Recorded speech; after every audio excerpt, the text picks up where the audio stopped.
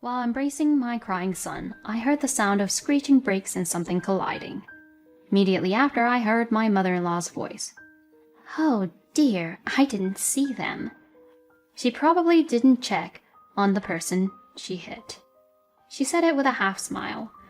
Ignoring her, I continued to embrace my son and rushed towards the fallen person. "My husband is in trouble. Please call an ambulance." "Huh? What? Why are you there? And then who did I hit?" My mother-in-law turned pale as she quickly realized her mistake. My name is Emma, 25 years old.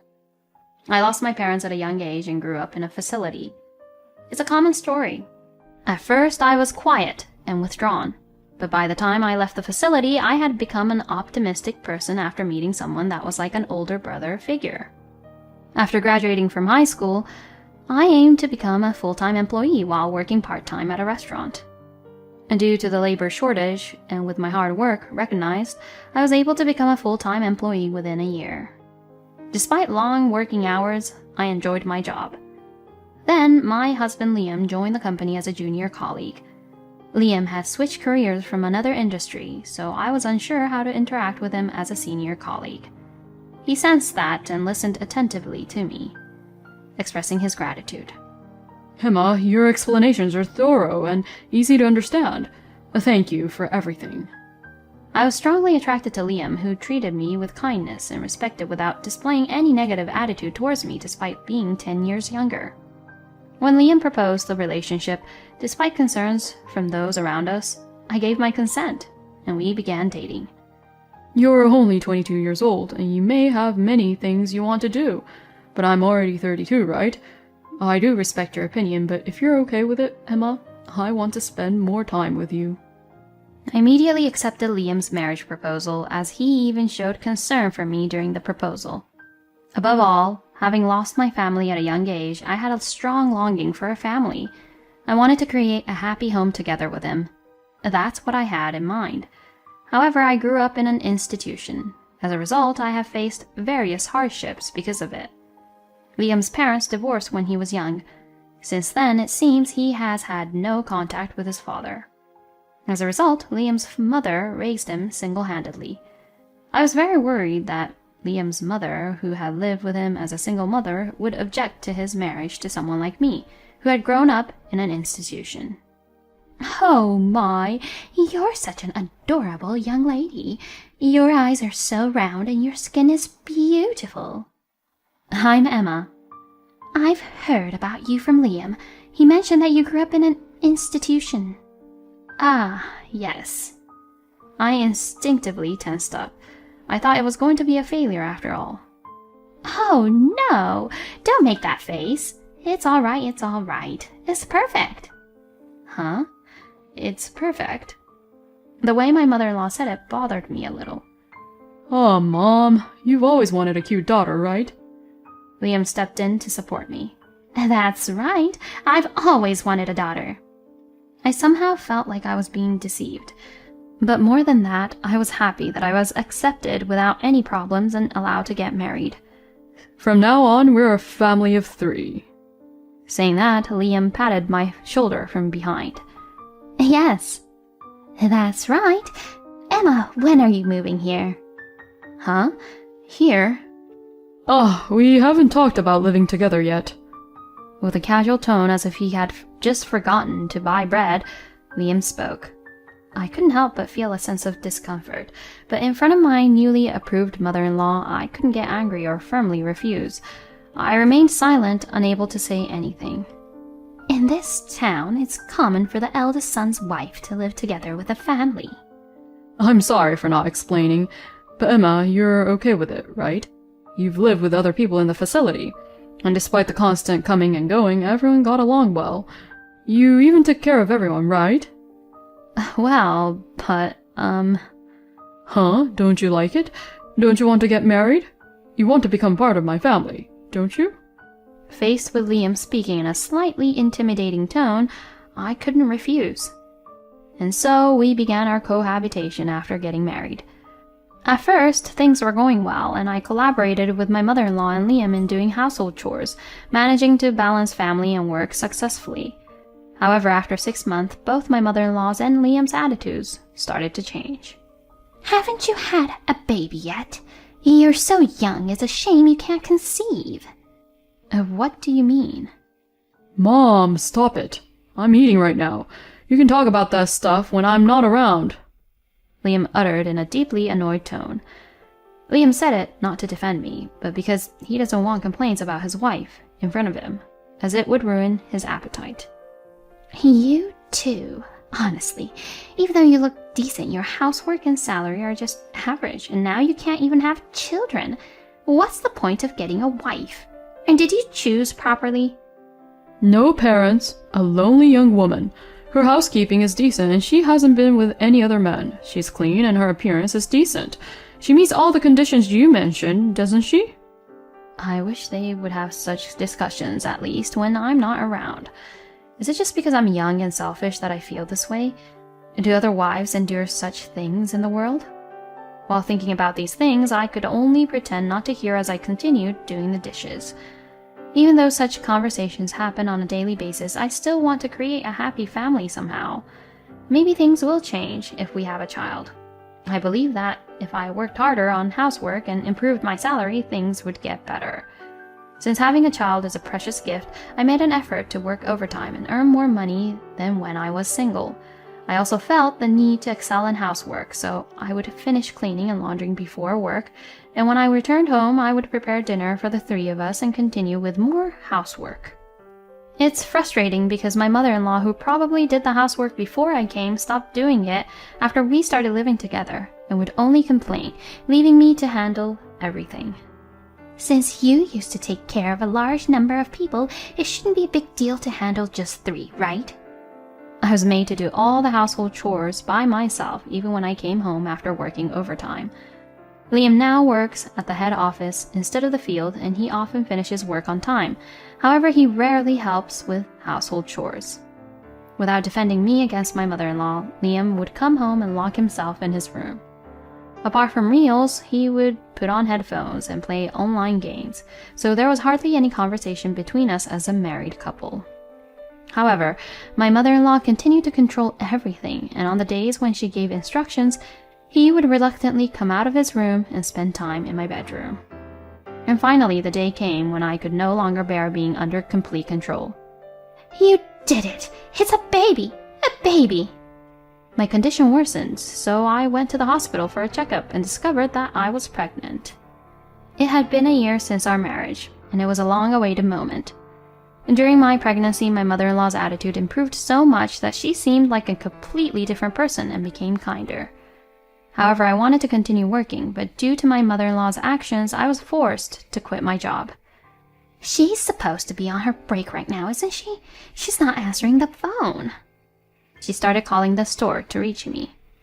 Ma'am, sometimes breaks can be rescheduled when she's busy. But she's pregnant, you know. What do you think about that? What if something happens to the baby? My grandchild. What will you do? You're not making her carry heavy objects, are you? During my work, I receive calls like this multiple times a day.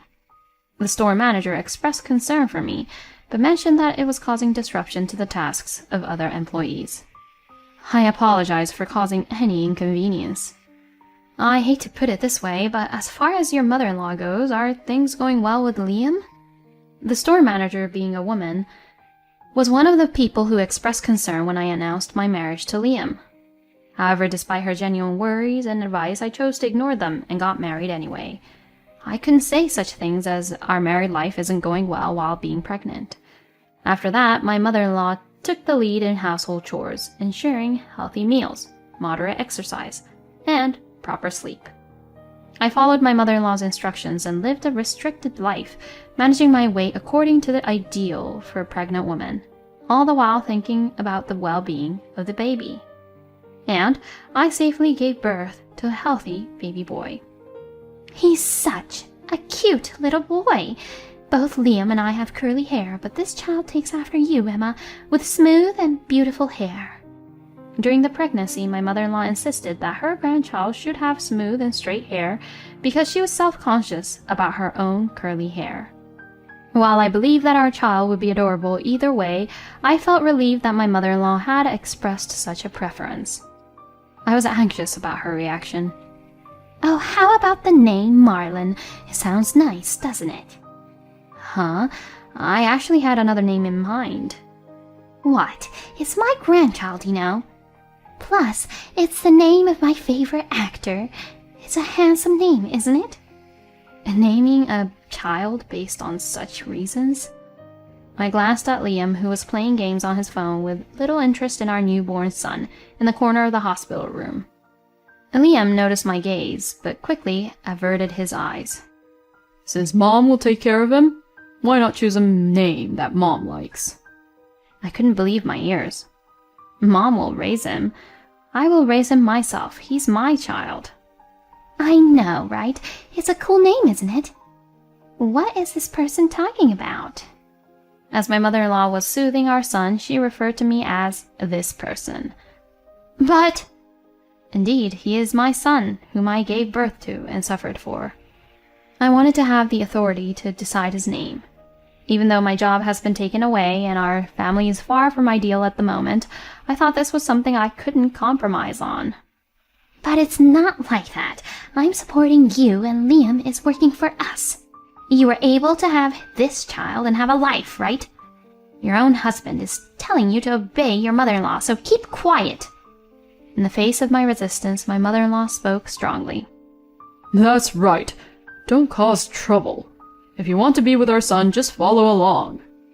In the private room, with only the three of us, being criticized by two people, and faced with the threat that I had to obey if I wanted to stay together, I couldn't resist any further. And after being discharged from the hospital, just as Liam had said, the household chores became my responsibility, while my mother-in-law took charge of childcare, creating a completely reversed dynamic. However, my mother-in-law's childcare principles were based on outdated ideas, and she seemed to have a preference against feeding the baby with formula milk. So when my son was hungry, she resentfully let me hold him. They say it's better to breastfeed for at least 6 months. Until then, I guess you're necessary, so there's no helping it.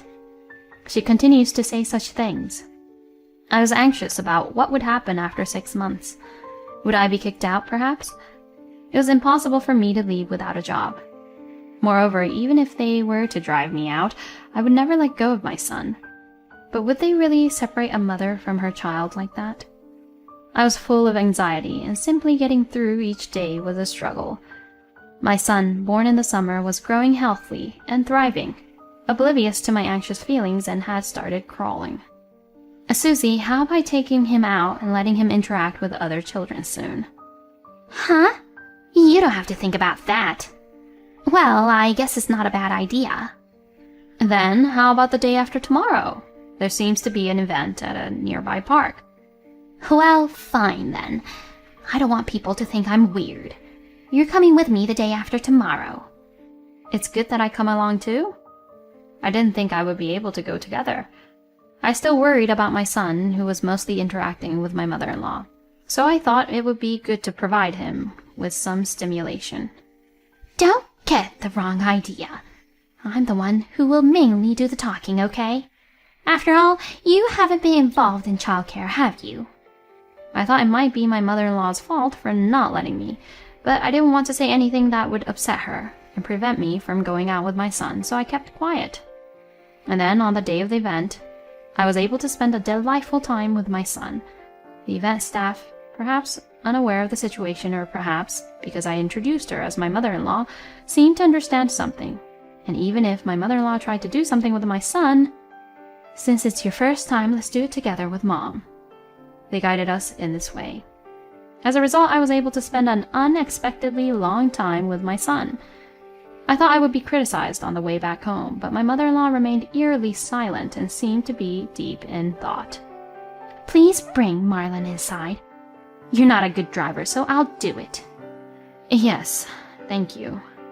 Oh, but I want you to look behind, so come out at least once.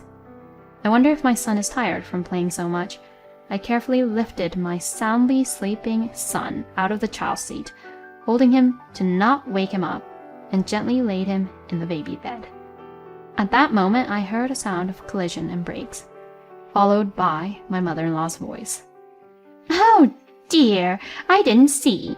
What I saw from the entrance was my mother-in-law, who made no attempt to rush to help the person who had collapsed.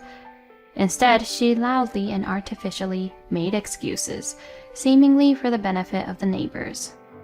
The fallen person was my husband. My husband is in trouble. Please call an ambulance quickly. Huh? Why are you there? Then who did I hit? My mother-in-law's face turned pale in an instant.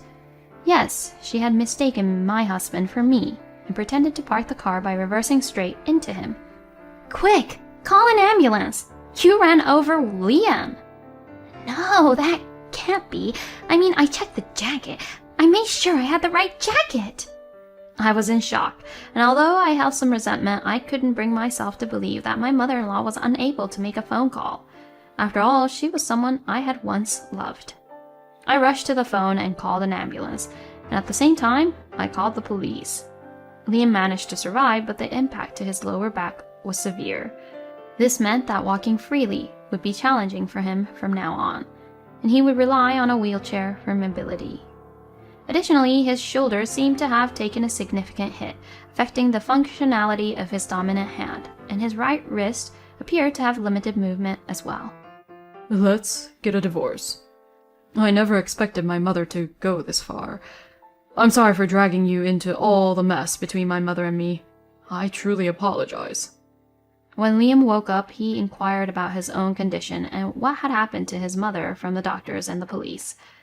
It was as if a weight had been lifted off his shoulders, and he sincerely apologized to me.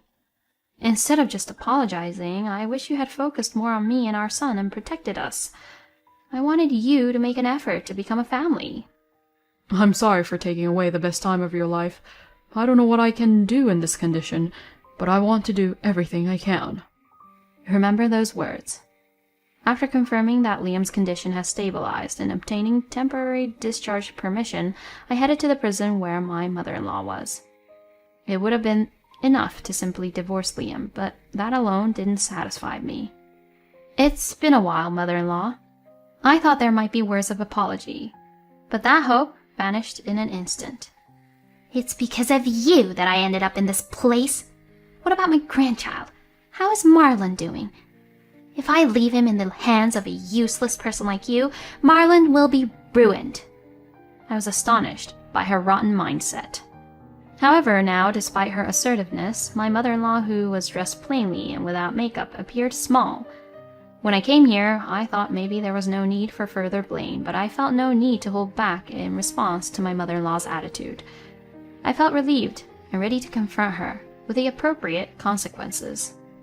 No matter how much you try to act tough or belittle me, you're a criminal locked behind bars, and you can't do anything more. I, on the other hand, am free to do whatever I want. What kind of disrespectful talk is that coming from a foolish daughter-in-law like you? I'm not your daughter-in-law anymore. I'm a complete stranger. What? We got divorced. I couldn't bear the attacks from my mother wanting a grandchild, so as a result I forcibly found a woman who met my mother's conditions and made her have a child. Never expected it would come to the point of causing harm. I can't keep up with you anymore either, mother or not. Can't keep up, huh? What about Marlon then? We don't need a daughter-in-law like you anyway. The important thing is our grandchild, and I do care about you, Liam, even if it was a mistake. Yes, that's right. You mistook Liam because he was wearing the sweater that you gave me. On that day, as it had been a long time since I went out, I didn't have any appropriate clothes to wear. After giving birth, I didn't have much time to rest and was constantly active, so I lost weight. My mother-in-law was unusually kind to me. Don't you have anything suitable to wear? It's cold today. I'm not wearing this right now, so I'll lend it to you. And she lent me a branded eye-catching orange sweater. Then, at that moment when I was trying to lay Marlon down on the bed, he suddenly woke up and started crying. I was having trouble separating from my son, so I happened to ask Liam, who was about to go out, saying he was going shopping nearby, to help me guide the car. And since Liam was slightly dressed, I thought he might feel cold while guiding the car. He seemed fine with it, despite being a man, so I lent him the sweater. That's right. I marked it so that I wouldn't hit anyone other than you. But you had to meddle unnecessarily. It's because of you that I'm here. This is a prison. You're currently awaiting trial and the police are listening in from behind. So it was planned, right? Because you gave birth to a grandchild but became useless and keep lingering around. Maybe if you get hospitalized, there will be a period when you're not here, right? Just kicking you out might result in you taking Marlon away, you know? Is that so? So you deliberately stepped on the accelerator thinking it was me. We are getting divorced, so you are a stranger to me. Marlon is also a stranger to you, and you have no visitation rights. Do you even realize where you are? That's exactly what would negatively impact Marlon. I imagine my mother-in-law had a look of frustration, and she began pleading with Liam while crying. Liam, you'll help me, right? Just get me out of here for now. Didn't I already say I can't handle this anymore? I have no intention of helping you. And I don't plan on letting you see your son, or even showing you his picture ever again. No! No! Susie pounded on the partition window of the visitation room and screamed, but we ignored her and left the room. Meanwhile, behind us, the correctional officer's angry shouts echoed, and we could hear someone being taken away, screaming. Liam's face twisted slightly, but I felt a sense of relief. I would no longer be troubled by my mother-in-law. Liam promised to pay both alimony and child support. It seems that his dominant hand can move, but his favorite game requires the use of both hands, so everything he invested in it, including in-app purchases, seems to have been in vain. He says he can never do it again. He pleaded with the company to somehow let him stay, explaining that even in a wheelchair with only one hand, he would still be able to do computer work. The company, understanding his situation, agreed to keep employing him, albeit with a reduced salary. And I decided to return to work. It seems that this story was conveyed to the female manager through someone related to Liam. Because it also concerns your son, I would like you to contact me, even if it's after you've calmed down. I've been concerned about it all this time, but I couldn't do anything. And this time, I really want you to rely on me. She says so, and promised to rehire me. And now the families in the facility who were like older brothers to me have kindly allowed me to stay until things settle down, and I am preparing for a fresh start. This time, I'm determined to express my aspirations, protect what's important to me, and live a fulfilling life while maintaining open and effective communication with others.